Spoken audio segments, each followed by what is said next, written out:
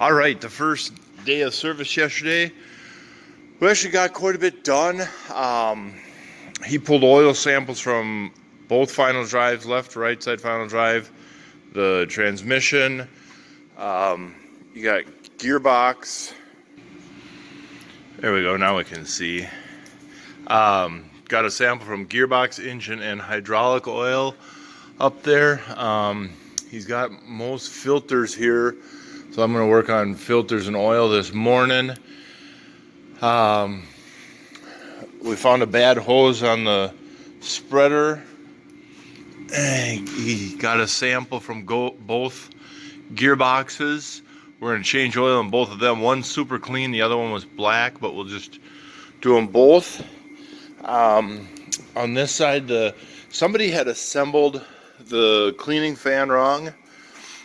So instead of these plastic guides, let me change the flashlight there. So instead of them white plastic guides being where they're supposed to,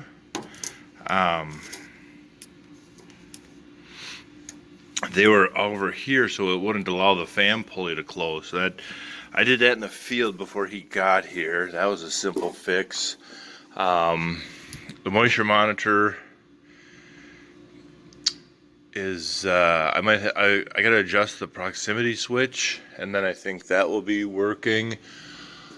Otherwise, everything else on this side was looking pretty good. I requested that we get a fan belt and the rotor variable belt back there. You can see him up in there. I think that's getting worn some. So them two belts I requested.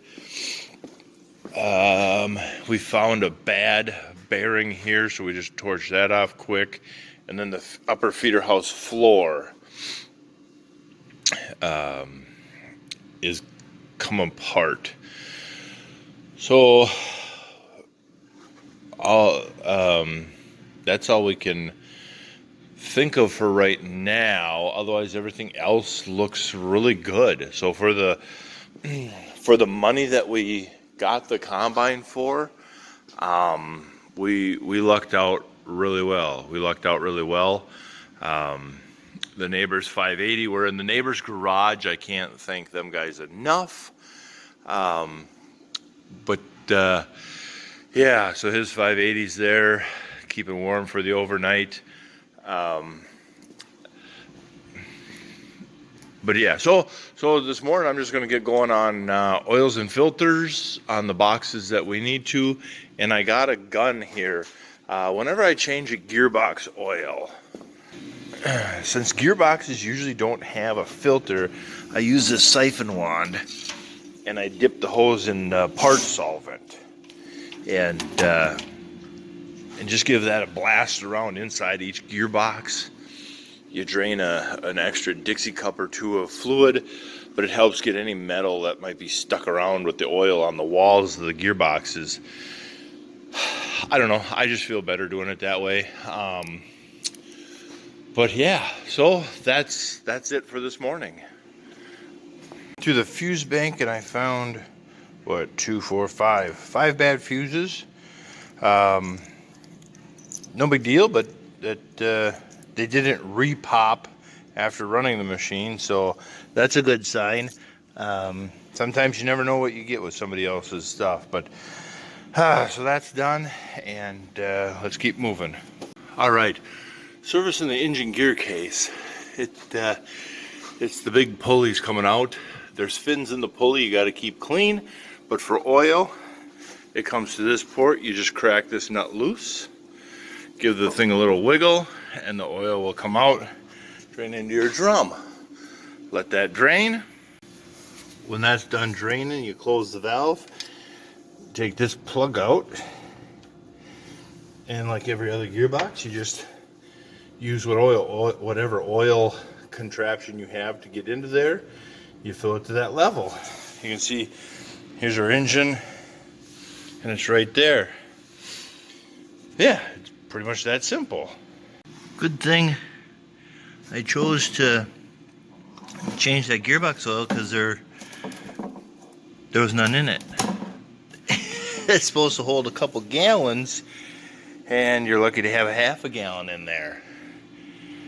Hydraulic reservoir. To change the hydraulic reservoir, it's the box up there, right there. Crack this nut loose, and you just crack the nut loose, give the fitting a wiggle, and the oil flows into your drum. Here's the rotor gearboxes. We're up on top of the straw chopper. Pretty simple. Drop a plug, let the oil go on both boxes, and then there's your fill port. Pump it full of grease. Pretty easy, pretty easy. If you don't have solvent to flush them, I leave this plug out, and my first couple pumps, I'll pump the new grease in, and then when you see clean oil come out, then shut that plug. Clean oil is coming out, so now, granted for the video I made kind of mess because of the camera work to get it, but yeah, so we got clean oil coming out now, so now we can safely refill it and know that we're going to be clean. The unload auger gear case. You can see a little gold nut right there. That's our drain. And then we come around the front, and the camera isn't zooming in, but if you go through that hole, you can see the fill port to fill it. It doesn't hold a whole lot of oil, so I think we'll change him. The oil scan, when we pulled the oil sample for an oil scan, it didn't look too terrible, but it only holds a tiny bit of oil, so we might as well just change it. So all you do is obviously drop that plug, drop your oil, put that plug in, pull the other plug, and refill it. Pretty simple, pretty simple. And if you're gonna change your hydraulic oil, you might as well change the hydraulic filter, which is right here on the end of your hydraulic system. Pretty simple servicing on this combine. Pretty simple.